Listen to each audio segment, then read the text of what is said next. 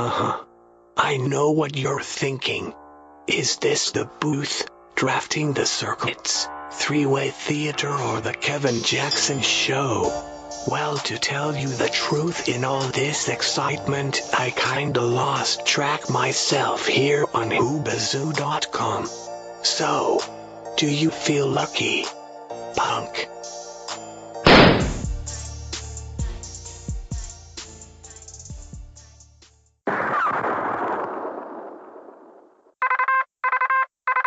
Oscar Mike Radio. Come in, Oscar Mike Radio.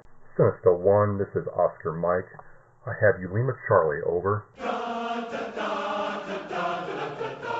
the halls of Montezuma to the shores of Tripoli, we will fight our country's battles in the air, on land or sea. First to fight for right and freedom, and to keep our honor clean. We are proud to claim the title of United States Marines.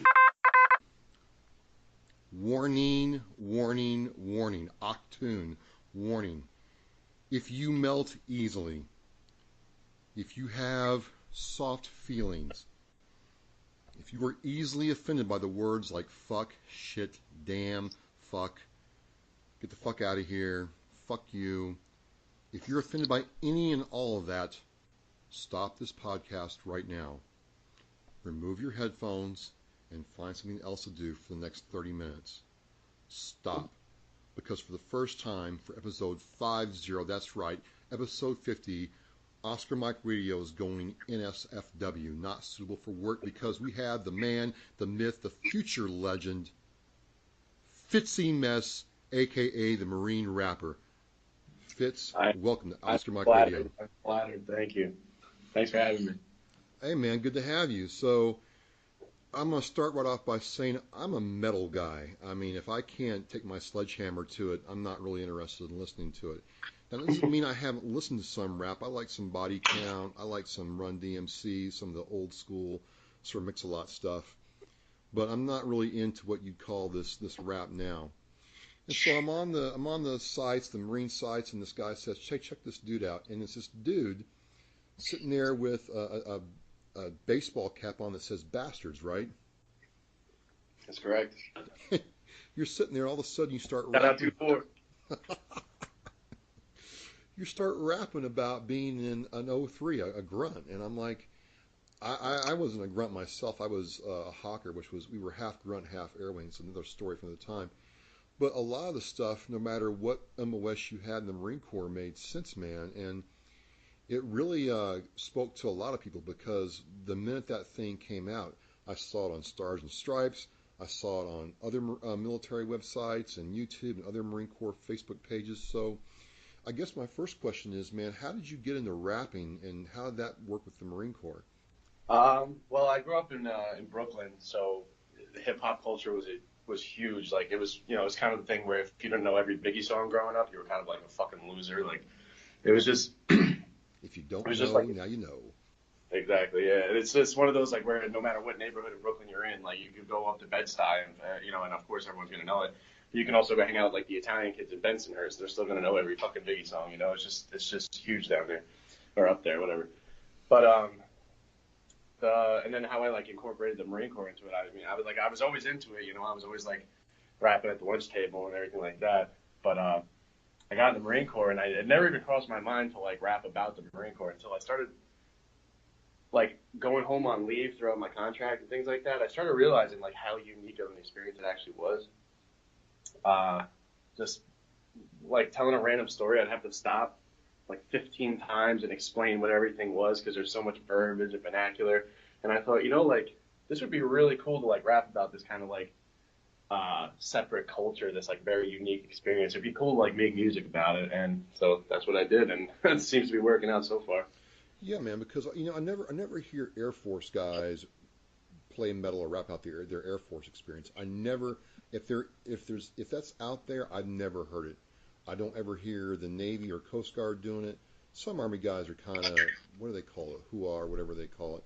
But it seems like that we Marines, it stays with us forever. It really does. So a couple of your things spoke to me because I'm like, okay, I'm not a rap guy, but what he's saying I can relate to, getting out and realizing that some of your best friends you'll ever have in your life are your brothers and sisters to the right and left of you. Yeah, I feel like the reason that we seem to be so much more fanatical about it than the other branches is like we're more of like a cult than a military branch. It's more of like a culture than a job, if that makes sense. Like, yeah, it's kind of creepy if you really think about it. Like, You you got you, you like you got you dudes like going. we all like sing our songs simultaneously and like. You know what I mean? Like we're just, I don't know, we're just fucking weird, man, but it's cool, you know? Like we got guys building shrines to General Mattis. Like I have a saying called Exactly. Mattis most holy. I'm like I'm he's like our Chesty Puller, and I'm just in awe of him. And you don't see other branches doing anything close to that. Nobody else in the world does that except for us. It seems like. Yeah, it's just something I don't honestly like. I mean, I never served in the other branches, so I can't really attest to what they endure. But I think just for us, when you're new, there's just so much like pounding it into your fucking head, like how this is born in a barn fucking 200 some odd years ago, and fucking.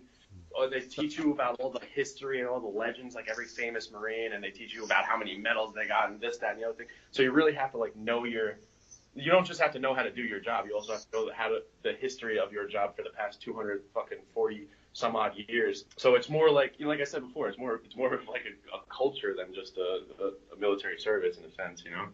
So how did the Marine rap come into play? And do you rap about other stuff, or are you trying to become like a real rap artist, on the side, or is the Marine rap something you'd really embrace? I have lots of content that's has no like references to the military or anything like that. However, the military related stuff is my bread and butter. That's where I saw my initial success on like social media and things like that. But as far as becoming like an actual rapper, like as a career, it's tough, man, because I trust me, I wish I had the balls to like drop everything I have going on. I wish I had the balls to just quit my job and invest in it 100%. But guess what? It doesn't matter how much I love hip hop.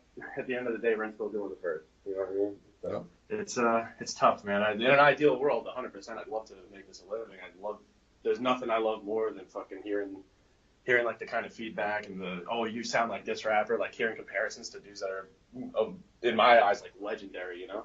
It really fucking it hits home. I like that shit. It makes me feel real fucking good. So yeah, like I said, I'd love for it to be a career, but I just don't have the means at the moment. But I am working on it. Well, I mean, but still, I mean, you put a clip out on YouTube and it was picked up by sites everywhere. It got written about in an international military mag. So that's some serious cred right there as far as I'm concerned.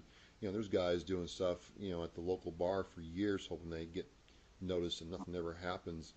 And I think more than anything else, man, whether you're an O3, a grunt, or just a pogue, a lot of the stuff applies to everybody, especially now, man. I mean, I don't know about you, but I'm seeing a lot of guys get out. A lot of my buddies retiring now, and they're coming back to a civilian world they don't know anything about. So they're having some very hard times adjusting, and I didn't know if that prompted any of this. Yeah, I think a big part of that, and I'm speaking from personal experience. I'm not a fucking expert on transitioning, you know what I mean? But in my experience, though, I feel like there's too much while you're still in the Marine Corps, there's way too much focus on the idea of like, well, when I get out, like you feel like when you get out, everything's just going to be sunshine and rainbows, and you're going to put, I was in the Marine Corps on my resume, and I'm going to get a $100K a year job, like off the bat. Like you just have this idea in your head of getting out. Oh, all my problems are going to go away, and all my stress is going to go away, and life is going to be so fucking easy. And it's not the case at all. Like you still have your stressors that you don't have to get up at 4 o'clock and run every morning, but like you still fucking stress the fuck out. You still got to pay the bills, So it's just there's too much fantasizing of being a civilian while you're still in, And that's what fucks people up. That's what makes people so they have the same stressors, but they don't have their boys around them anymore. They're fucking lonely, I got out and I moved to the greater Boston area not knowing anybody, and I'm like, okay, did I really make the right choice here? Because you're right. I mean, most civilians that I worked with have no desire on the weekend to hang out with you. That you're going to go to work, do your work, and then when they go home, you go home. Hey, don't talk to me. Whereas I was just hanging out with my crew, rolling with the squad, having a good time, cookouts, Yep. raising hell. that wasn't part of it, and you feel very, very alone. And people don't understand that, especially if you went in right after high school or college and didn't know anything else. So, and you're right. You tell people about the fact that you had to clean your room for 4 hours, and it's completely alien to them. It's something else. When you're not rapping and you're working, or what do you like to do when you're not rapping? I guess is something I'm curious about. I mean, you're in New York. Are you a Yankees fan or Mets fan? I hate to disappoint, but I'm not really, I don't follow sports at all. Okay. Some people want to know. Not my thing.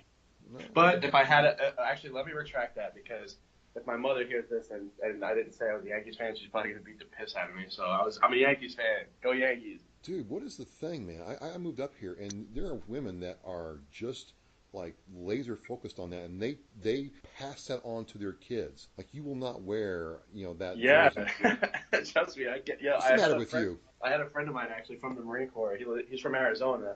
He came up with me to New York during like a little like long weekend or something, and he had a Diamondbacks hat on. We go in the house. I introduce him. This is my friend. Blah blah blah. She goes. Hey, you seem like a real nice kid. But if you don't take that hat off, you're gonna sleep in the fucking backyard tonight. That's how it is. That's how it is. Yeah. Does being in New York give you any kind of edge? Do you get to hang around people who are in the music business at all, or at clubs or things like that? Yeah, I mean, I do my networking. Like I have lots of other very talented artists like that I'm friends with on Facebook that I follow. I like to share their stuff once in a while, everything like that. As far as like being around it though, like it might sound kind of weird or like ironic, I don't know, but I don't. I love hip hop. I love the culture. I don't like going to. I don't know how to word this properly.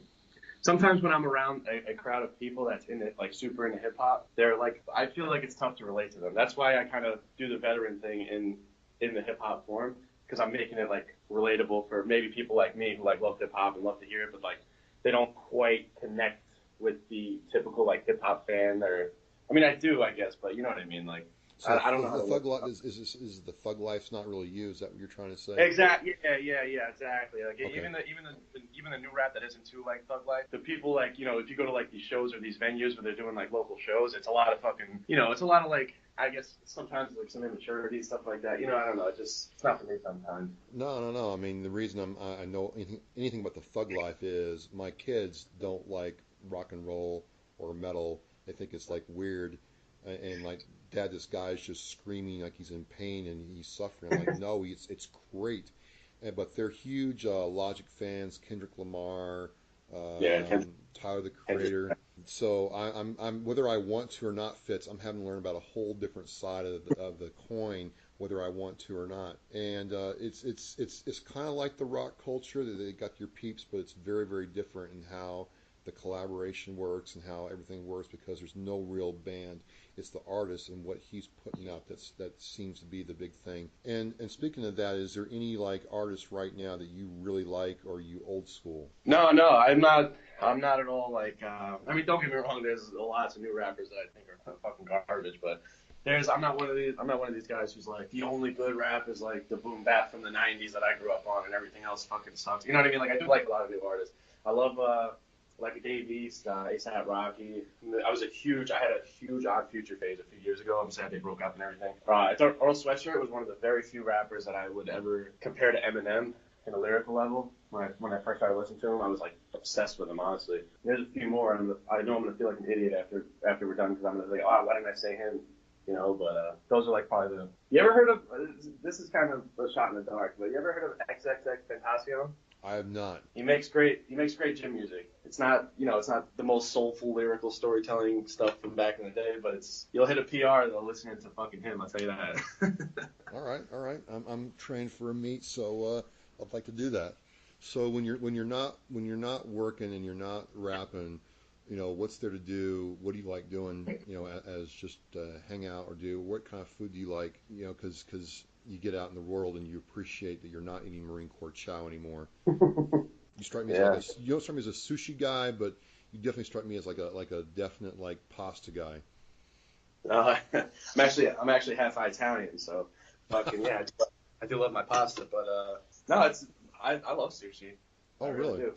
Yeah, and real chopsticks and all that. I'm getting really into those Philly rolls.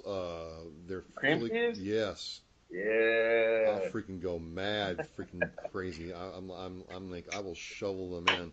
It's fucking crazy. I was kind of curious to know too, man. What do you think about the Marine Corps as it is now? Because I took my son to a Marine Corps recruiter this weekend, and the whole approach was extremely different than when I visited the recruiter. I mean, he was in civvies. He was telling me about Casual Friday. I'm like, when I went in, the Master Guns running the recruiting depot. Casual Friday meant, short sleeve Charlie blouses. That was it. But he was in, he couldn't tell he was a Marine just by looking at him. So it's a very different scene now, and Yeah. there's very different things they want versus what they wanted 20 years ago. So things have changed. I'm just curious what you thought. Oh, absolutely. I mean, I feel like it's just something that's going to be constantly changing. It's just one of those. You ever hear the joke about the first Marine? No. So the first Marine to ever sign up for the Marine Corps walks into a Tons Tavern, signs up, they give him a beer, and he sits down, he's sipping his beer, and he's like, "Oh, I'm a Marine, I'm the first Marine." The second Marine walks into the Tun Tavern, he goes, signs up, the bartender gives him 2 beers and says, "Welcome to the Marine Corps." He goes and sits down with the first guy, and the first guy goes, "Wow, they're giving out 2 beers now? Not back in my corps." That's how it is. But that's how it fucking is. So there's always going to be a constant change, and like people are going to be unhappy with it. And don't get me wrong, I'm not like in any sense trying to say I'm personally happy with some of the changes I've seen. Like I'm definitely a back in my corps guy sometimes myself. Like absolutely. There's a lot of like headlines and articles I've read about like changes they're making to like the boot camp and like trying to get like women in the infantry and things like that. And there's just like a lot of shit going on where you know what I mean? But at the same time, I know the Marine Corps will figure it out. I know the Marine Corps will still remain the most feared fighting force in the world. I have no doubt in my mind. Did you ever ride in an Osprey? More times than I ever wanted to. I fucking hate that thing. I just see, to date myself, they were just coming in as we were getting out, and I was stationed in Arizona in Yuma, and they were testing at Luke Air Force Base, and we kept reading about how these things would fall out of the sky, and then some of the old softs were like, look, it can't auto-rotate, it's vulnerable in a hover, and they fall out of the sky. Yeah, they certainly do. and the reason I'm asking is I had a couple of grunt buddies I knew who absolutely had to be ordered to get on the things. They just didn't like them. And then when they got up, they said, look, man, they have a lot more problems with those things than they'll ever report on the news because of how they are. He's like, the old Sea Knights were problematic, temperamental beasts, but they'd get you to and from home. So it's just a weird thing. I've never met anybody who really liked them. Oh no, they're fucking terrible. I was on like I've ridden Ospreys a million times, like during our little pre-deployment workups. We actually used to go out to Yuma and do like little raids and things like that. So we get on Ospreys for them. But one particular event sticks out in my mind when I think of Ospreys. I was on it was just a field op like in Camp Lejeune. It was like a little 5-day battalion effects, like we did little patrol base operations, whatever. And we load up on the Osprey. We're leaving. We're done for the 5 days, so we're all like in that like giddy mood of like, oh, we're going back. Time for libo. Time to get drunk. Blah blah blah. We're all loaded up on the Osprey. Takes off, and the thing just starts fucking like dropping. Not, you know what I mean, just dropping like 100 feet and then steadying out, and it does it like and it's doing it like several times, and I'm like, I know, like, listen, I know the pilot's like fucking with us.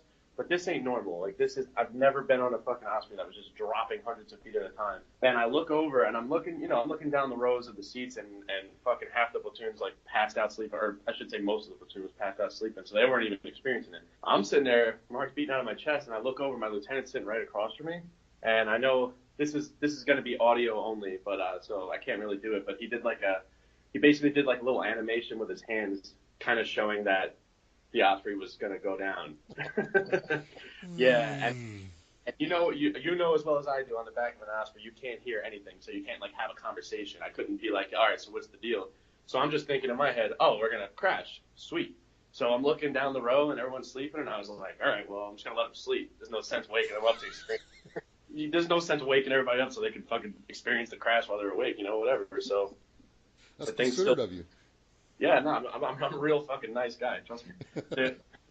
So anyway, the thing's still going and it's fucking dropping, and my heart's beating out of my chest because every time it drops, I'm like, oh, this is the one that's gonna hit the ground, Sure enough, at some point we just touched down very gently, and the ramp opens up, and I'm going, and I went to my lieutenant. I like as soon as I can get out of my seat, I yelled in his ear like, sir, what's going on?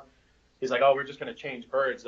This bird, there was something wrong with, I'm not a fucking mechanic, but there was something with like the hydraulics or something. I don't know. But he was like, if we try to take that all the way back, we would have fucking fell out of the sky. I was like, yeah, it felt like it. Wow.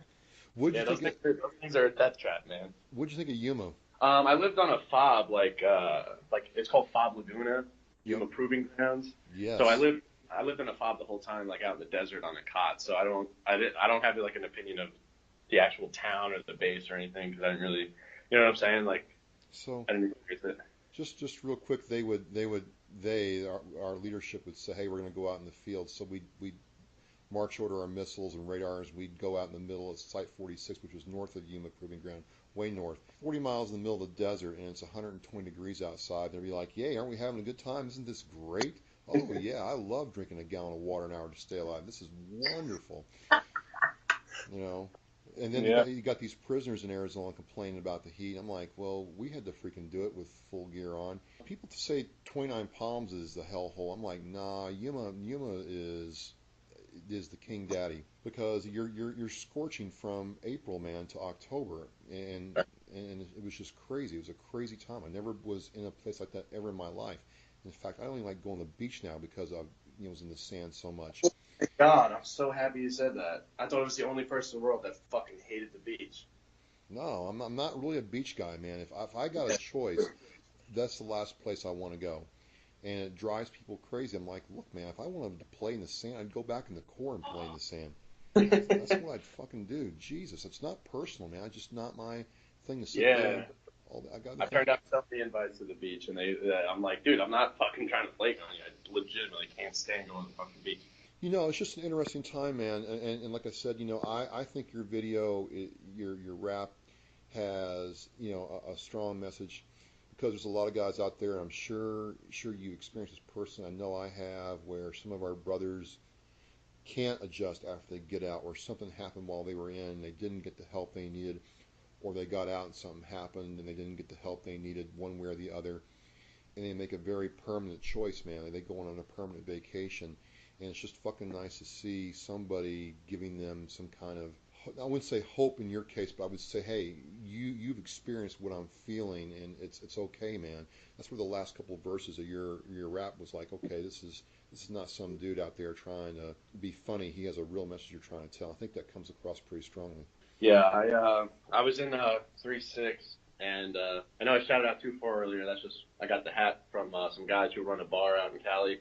They were in 2-4. Just wanted to clear that up, but I was in 3-6, and we lost more guys to suicide since I've been out than any casualties they ever took on deployments. You know what I mean? And it's like it just always kind of confused me. Like, man, the fucking Taliban couldn't get you. I don't know why you would do it yourself, man. It's so fucked up.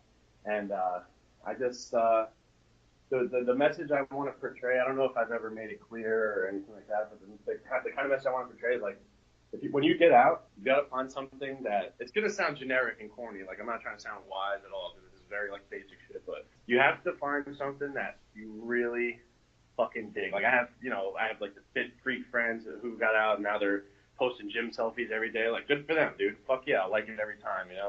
I got guys who do like poetry, write stories, fucking play guitar, do all this type of shit. You gotta find something like that just fucking, you gotta do shit for you. And that's the best advice I can give for getting out and being not so fucking happy and shit. And then the next best advice I can give is make time to see your boys. Because as soon as you walk through the door and you're hanging out with the dude you served with, there's no stress or anxiety for that entire period of time. That's all you need is a little bonding. You know what I mean? All right. Yeah, I would definitely agree with you. I would definitely, you gotta find something to invest in yourself with. You gotta have something, and you're right. It could be fucking, motorcycles, crocheting, fishing, whatever, Absolutely. dance.